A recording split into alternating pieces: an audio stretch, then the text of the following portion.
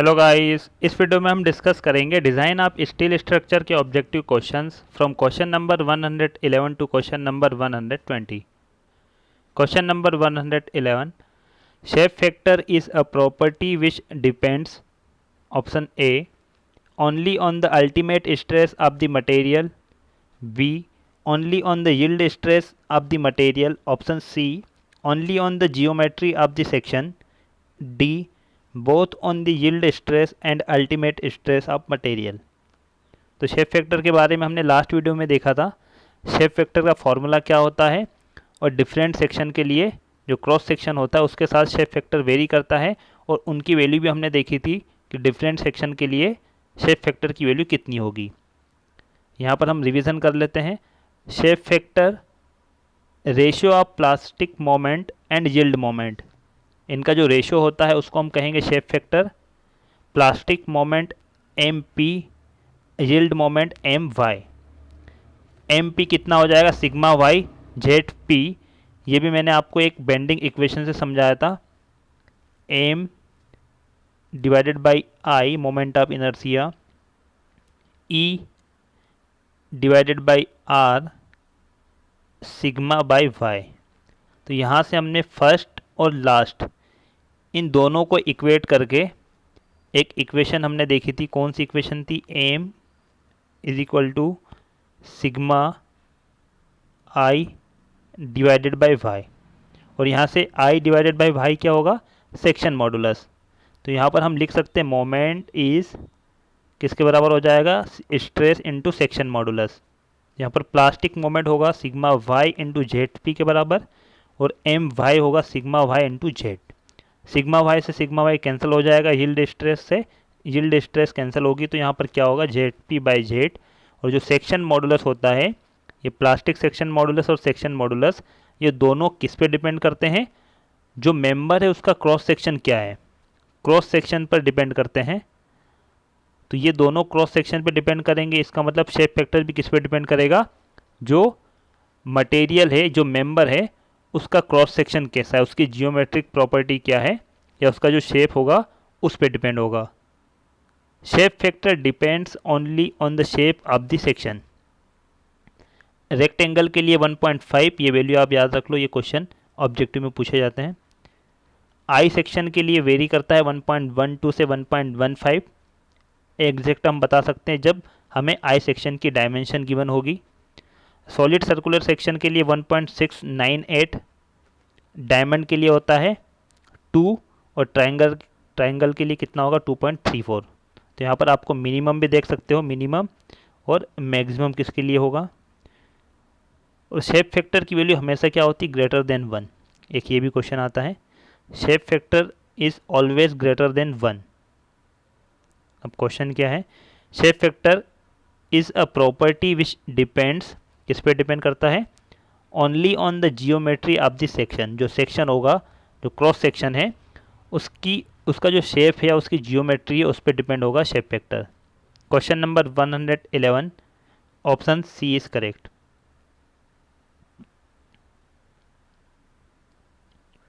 Question number 112, the statical method of plastic analysis satisfies. ये भी हम पढ़ चुके हैं। स्टैटिकल मेथड क्या होती है, मैकेनिज्म मेथड, और उनको upper bound lower bound theorem भी कहा जाता है। और कौन कौन सी इक्वेशंस, कौन कौन सी कंडीशन सेटिस्फाई होती है, ये भी हम देख चुके हैं लास्ट वीडियो में।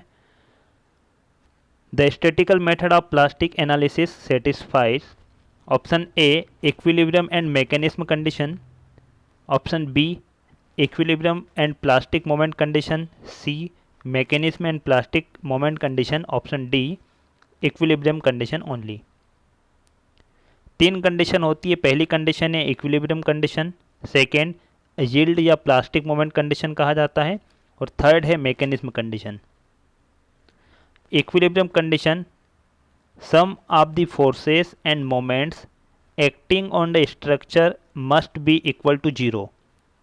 तो स्ट्रक्चर पे जितने भी फोर्सेस होते हैं उनका सम यदि हम करेंगे फोर्सेस का और मोमेंट का, तो वो कितना होगा?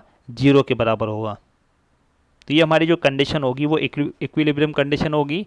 और मैक्सिमम टाइम हम यही इक्वेशन यूज़ करते हैं जहाँ पर डिटर्मिनेट स्ट्रक्चर होता है। नेक्स्ट कंडीशन होती है yield or plastic moment condition. The plastic moment must not be exceeded anywhere in the structure.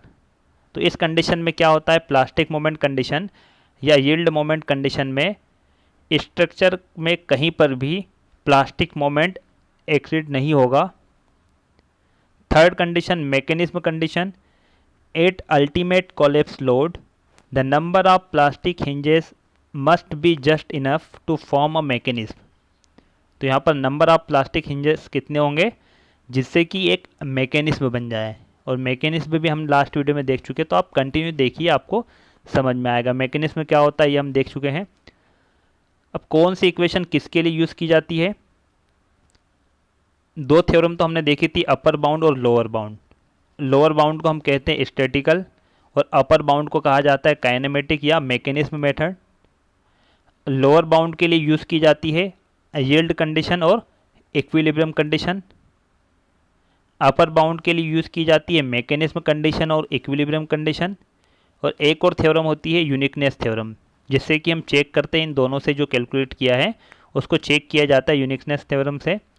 उसमें तीनों कंडीशन होती है मैकेनिज्म कंडीशन, इक्विलिब्रियम कंडीशन और यील्ड कंडीशन। तो यहाँ से और भी क्वेश्चन बन जाते हैं। एक कॉमन कंडीशन आप देख सकते हो यहाँ पर इक्विलिब्रियम कंडीशन, जो कि तीनों मेथड में है। तीनों मेथड में हम देखेंगे तो एक इक्विलिब्रियम कंडीशन है जो कि तीनों थ्योरम में यूज़ की जाती है। आपको यहाँ पर स्टैटिकल पूछा गया तो स्टैटिकल के लिए क्या होगा, equilibrium and plastic moment condition option B. Option A किसके लिए करेक्ट होगा, ये मैकेनिज्म कंडीशन मैकेनिज्म मेथड के लिए, ये जिसको कि हम अपर बाउंड थ्योरम कहते हैं उसके लिए ऑप्शन ए करेक्ट होगा, equilibrium and mechanism condition. Option B, question number 112 option B is correct.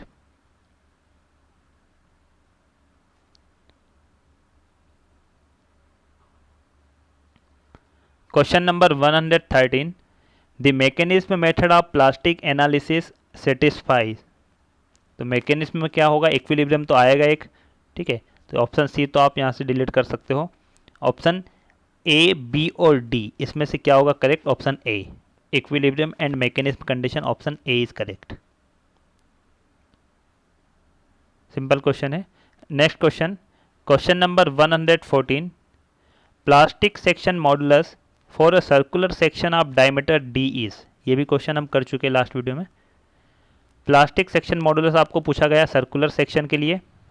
एक सर्कुलर सेक्शन है, डायमीटर डी है। हम यहाँ पर शेप फैक्टर देख लेते हैं, जहाँ इसमें दोनों कैलकुलेट कर लेंगे हम, प्लास्टिक सेक्शन मॉडुलस और सेक्शन मॉडुलस।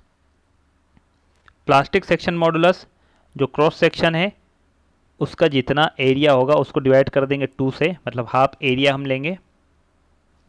तो एरिया कितना होगा, पाई डी स्क्वायर बाई 4, और इसका हाफ करेंगे तो कितना हो जाएगा, pi D square by 8 into Y C का मतलब होगा, जैसे ये न्यूट्रल एक्सिस है तो न्यूट्रल एक्सिस, और वाई सी का मतलब होगा जो कंप्रेशन जोन है उसकी न्यूट्रल एक्सिस की डिस्टेंस।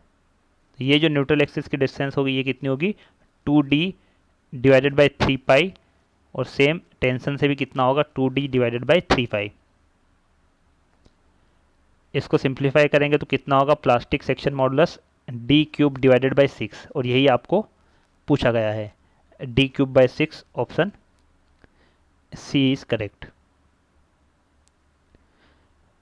सेक्शन मॉडुलस सिंपल है, I divided by Y.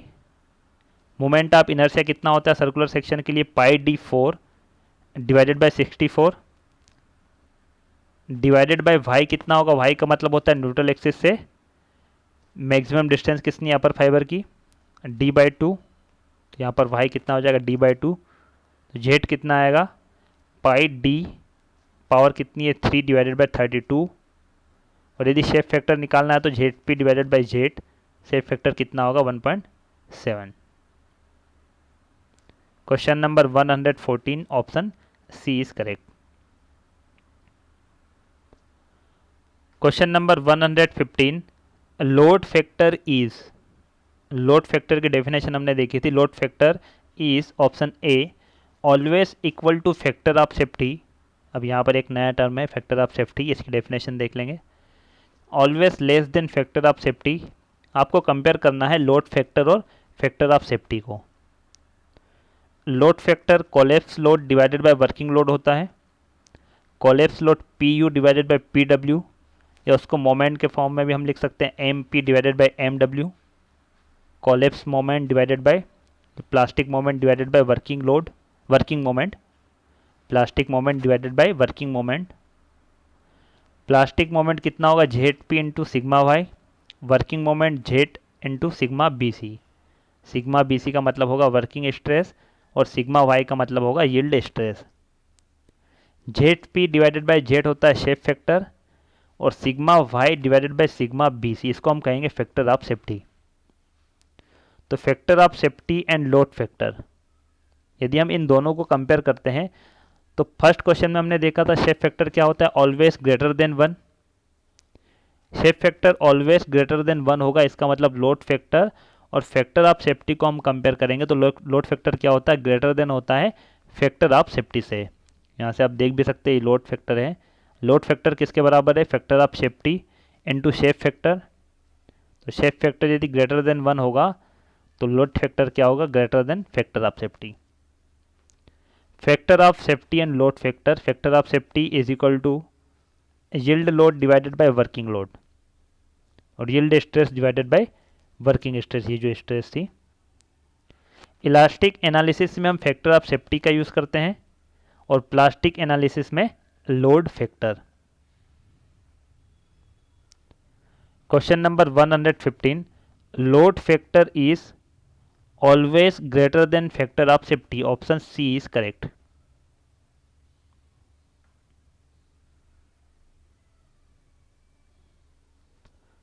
Question number 116, the ratio of plastic section modulus to elastic section modulus. Plastic section modulus divided by elastic section modulus, इसको कहा जाता है shape factor, और shape factor always greater than 1। Question number 116, option B is correct. Question आपको ध्यान से पढ़ना है। इस क्वेश्चन में इस टाइप से भी पूछा जा सकता है, द रेशियो ऑफ इलास्टिक, यहाँ पर प्लास्टिक की जगह इलास्टिक आ सकता है और इलास्टिक की जगह प्लास्टिक, तो उस केस में हमारा आंसर क्या हो जाएगा, answer B. Question number 116, option C is correct.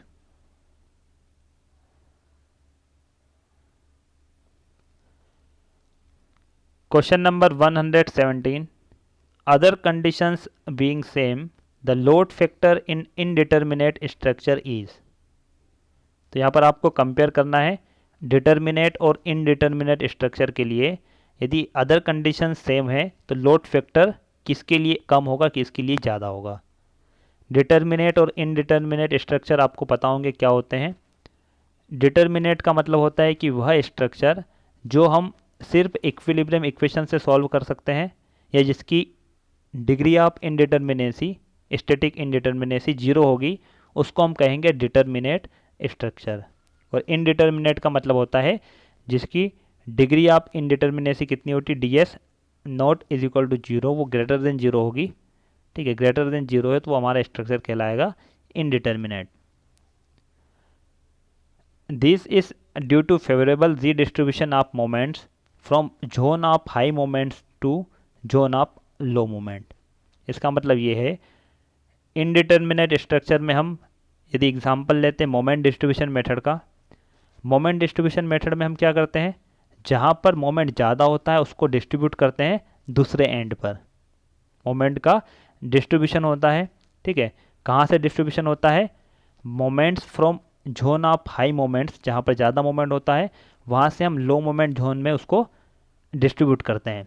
तो इस केस में क्या हो जाता है कि जो इनडिटर्मिनेट स्ट्रक्चर होता है वहाँ पर लोड फैक्टर ज़्यादा होगा, किसके कंपेयर में, डिटर्मिनेट स्ट्रक्चर के कंपेयर में। Other conditions being same the load factor in indeterminate structure is more than the load factor in determinate structure. Question number 170, question number 117, option B is correct.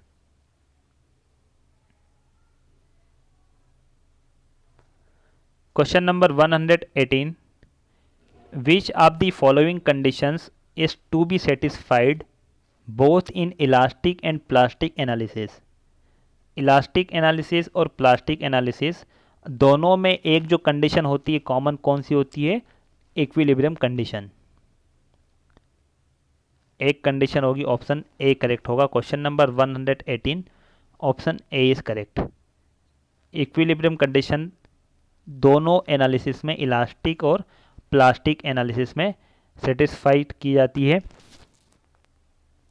Sigma F is equal to 0, sigma M is equal to 0, ये जो conditions होती है इसको हम कहेंगे equilibrium condition.